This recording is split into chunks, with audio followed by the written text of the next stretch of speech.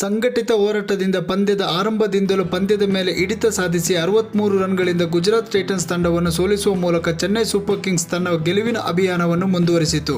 Toss ಗೆದ್ದು Gujarat Titans ಸಿಎಸ್ಕೆಗೆ batting ನೀಡಿತು. Toss ಸೋತು ಬ್ಯಾಟಿಂಗ್ ಆರಂಭಿಸಿದ ಸಿಎಸ್ಕೆ ಉತ್ತಮ ಆರಂಭವನ್ನು ಪಡೆಯಿತು. ಪವರ್ ಪ್ಲೇ ಅನ್ನು ಚೆನ್ನಾಗಿ ಬಳಸಿಕೊಂಡ ಚೆನ್ನೈ ತಂಡದ ಓಪನರ್ಸ್ ಮೊದಲ ವಿಕೆಟ್ಗೆ 62 ರನ್ಗಳನ್ನು ಕಲೆಹಾಕಿದರು. ರಚಿನ್ ರವೀಂದ್ರ ಹಾಗೂ ಶಿವಮ್ ದೂಬೆ ರವರ ಬಿರುಸಿನ ಆಟದಿಂದ ಚೆನ್ನೈ ತಂಡ 20 ಓವರ್ಗಳಲ್ಲಿ 6 ವಿಕೆಟ್ ನಷ್ಟಕ್ಕೆ 206 ರನ್ ಗಳಿಸಿತು. ಚೆನ್ನೈ ಪರ ನಾಯಕ ಋತುರಾಜ್ ಗಾಯಕ್ವಾಡ್ 46 ರನ್ ಗಳಿಸಿದರೆ ರಚಿನ್ ರವೀಂದ್ರ 46, ಶಿವಮ್ ದೂಬೆ 51 ಹಾಗೂ ಡೆರಿನ್ ಮಿಚೆಲ್ 24 ರನ್ಗಳನ್ನು ಗಳಿಸಿದರು. ಜಿಟಿ ಪರ ಬೌಲಿಂಗ್ ನಲ್ಲಿ ರಶೀದ್ ಖಾನ್ 2 ವಿಕೆಟ್ ಪಡೆದರೆ ಸಾಯಿ ಕಿಶೋರ್, ಸ್ಪೆನ್ಸರ್ ಜಾನ್ಸನ್, ಮೋಹಿತ್ ಶರ್ಮಾ ತಲಾ ಒಂದೊಂದು ವಿಕೆಟ್ ಪಡೆದರು. 207 ರನ್ಗಳ ಬೃಹತ್ ಮೊತ್ತವನ್ನು ಬೆನ್ನಟ್ಟಿದ ಗುಜರಾತ್ ಟೈಟನ್ಸ್ ತಂಡಕ್ಕೆ ದೀಪಕ್ ಚಹರ್, ಆರಂಭಿಕರಾದ ವೃದ್ಧಿಮಾನ್ ಸಾಹಾ ಹಾಗೂ ಶುಭ್ಮನ್ ಗಿಲ್ ವಿಕೆಟ್ ಪಡೆಯುವ ಮೂಲಕ ಆರಂಭಿಕ ಆಘಾತ ನೀಡಿದರು. ನಂತರ ಬಂದ ಸಾಯಿ ಸುದರ್ಶನ್ ಹಾಗೂ ಡೇವಿಡ್ ಮಿಲ್ಲರ್ ಕೊಂಚ ಪ್ರತಿರೋಧ ತೋರಿದರಷ್ಟೇ ಹೊರತು ಬೇರೆ ಯಾವ ಆಟಗಾರರು ಹೆಚ್ಚು ಕೊಡುಗೆ ನೀಡಲಿಲ್ಲ.